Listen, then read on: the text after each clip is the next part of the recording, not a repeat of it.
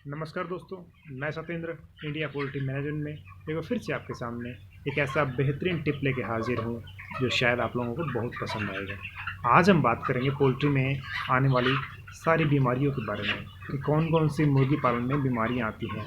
बहुत से फार्मर, बहुत से नए फार्म जो बनाना चाहते हैं वो लोग इस बात को लेकर काफ़ी डरे हुए होते हैं, क्योंकि मेरे पास बहुत से लोग कमेंट करते हैं, बहुत से लोग मुझे व्हाट्सएप पे अपनी जानकारियाँ पूछते हैं। अपना वो इस बात को लेकर डरे हुए होते हैं कि मुर्गी पालन अगर कर लिया जाए तो क्या बीमारियों का घर है, क्या हमें लॉस हो जाएगा।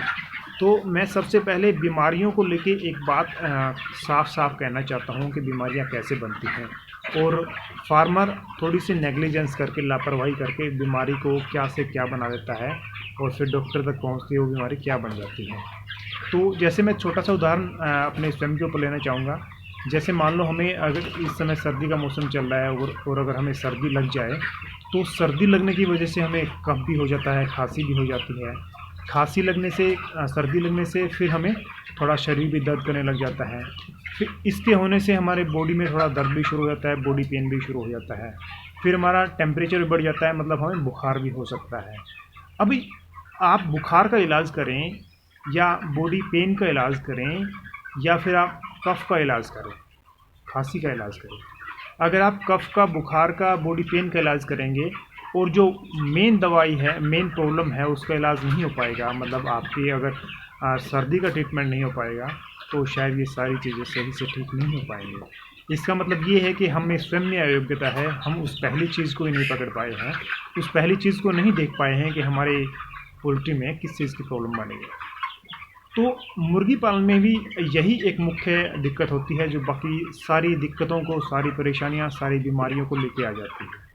सबसे पहले फार्म के अंदर रेस्पिरेटरी प्रॉब्लम शुरू होती है। रेस्पिरेटरी मतलब होता है CRD, श्वसन प्रॉब्लम। रेस्पिरेटरी मतलब जो भी सांस से संबंधित दिक्कतें होती हैं वो शुरू होती हैं पोल्ट्री में। जैसे ही हमने टेम्परेचर, एक अलग बात है, जैसे ही श्वसन की प्रॉब्लम शुरू हुई, सांस वाली दिक्कत शुरू हुई, तो सारी दिक्कतों को, सारी बीमारियों को, ये श्वसन प्रॉब्लम है, ये CRD बोलते हैं इसको, ये सारी बीमारियों को न्योता दे देगी और सारी बीमारियां वहीं पे मुर्गियों को लगना शुरू हो जाती हैं।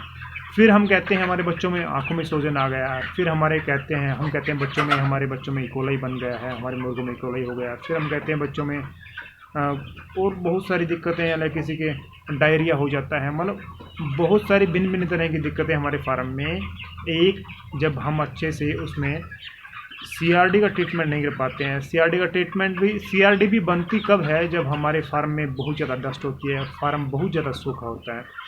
अगर फार्म में इस तरह बहुत ज़्यादा डस्ट उड़ती है और हम फार्म को बहुत ज़्यादा पैक रखते हैं तो CRD बनती है। या फार्म गीला रहता है, हम ये सारी कमियां शुरुआत फिर होती है स्वयं के ऊपर से। जब हम खुद एक अच्छे से मैनेजमेंट नहीं करते हैं तो सारी बीमारियां शुरू हो जाती हैं। मुर्गे मरने के लिए नहीं होते हैं।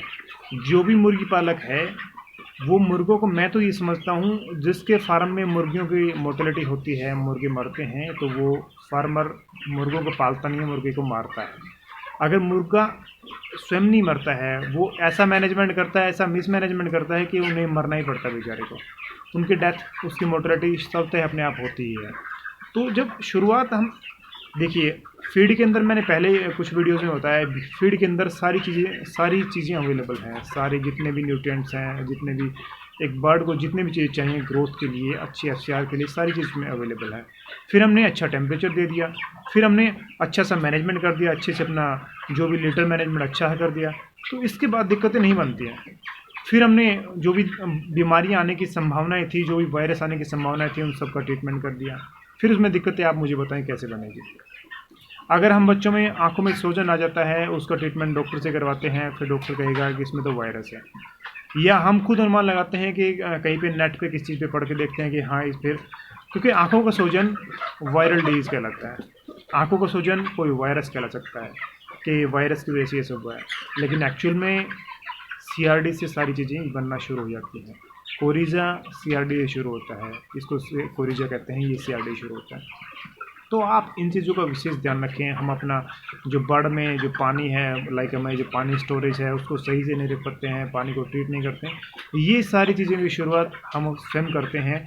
जो हमारा मिसमैनेजमेंट होता है, यही दिक्कत बीमारियों का होता रहता है। तो अब मैं कहता हूँ सबसे पहले आप अपना जो मैनेजमेंट काफ़ी अच्छा रखें, आपके बर्ड में कोई दिक्कत नहीं आएगी, क्योंकि हम इसी तरह से काम करते हैं। हमारे बर्ड में ऐसी कोई ख़ास दिक्कतें नहीं आती हैं, नॉर्मली आती हैं। और नॉर्मली भी इसलिए आती है क्योंकि ज़्यादा हम हो सकता है ज़्यादा कम स्पेस में ज़्यादा बर्ड डाल लेते हैं, इस तरह से कोई दिक्कतें शुरू हो जाती हैं। हमने एक फार्मर ने पूछा था कि अपने कि टाइम टू टाइम हमें स्प्रे करना चाहिए। हाँ, जो एंटीबायोटिक स्प्रे है, एंटीबैक्टीरियल स्प्रे है, वो आप कर सकते हैं फार्म में, वीकली कर सकते हैं, ताकि बच्चों में फार्म के अंदर कोई बैक्टीरिया पैदा ना हो, और बैक्टीरिया पैदा हो तो वो मर जाए, क्योंकि बैक्टीरिया बहुत ज़्यादा पैदा होते हैं। तो इस तरह से आप मैनेजमेंट करते हैं तो आपके बच्चों में कोई दिक्कत नहीं बनेगी।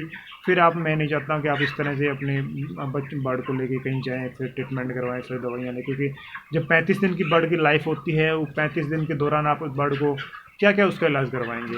जब बेचारा स्वयं 35 दिन के अंदर अपना छोटा 35 से 40 ग्राम तक, 32, 33, 33 ग्राम तक आके वो 2 kg तक पहुंच जाता है, 2.25 kg तक पहुंच जाता है। फिर क्योंकि उसकी लाइफ इतनी छोटी है, ये केयर करने से पलता है, न कि ट्रीटमेंट करने से अच्छा बर्ड पलता है।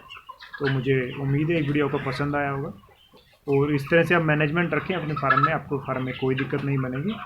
और आशा है आप इस वीडियो को पसंद करते हैं तो लाइक भी कर सकते हैं, मुझे कमेंट करके अपनी दिक्कतें बता सकते हैं। मेरे व्हाट्सएप नंबर, बहुत सारी वीडियोस मैंने दिए भी हैं, फिर भी बार बार लोग पूछते रहते हैं, मैं कोशिश करता हूँ उन सबको देने के लिए। शायद सभी कमेंट्स का जवाब मैं ना दे पाऊँ, तो मैं माफ़ी चाहूँगा आपसे। लेकिन मैंने अपने चैनल पे बहुत सारी वीडियोस में बहुत सारे कमेंट्स अपने व्हाट्सएप नंबर शेयर कर दिए हैं। तो अगली वीडियो में फिर से मिलेंगे किसी बेहतरीन टिप्स के साथ में, ताकि आप अपने फार्म में अच्छे से लाभ कमाएँ, अपने बर्ड को अच्छे से पालें, आपके बर्ड अच्छे रहें। इसी उम्मीद से मैं फिर से आप सबका आभारी हूँ। आप इस वीडियो को पसंद करते हैं, आपको पसंद आता है, तो शुक्रिया। Have a nice day.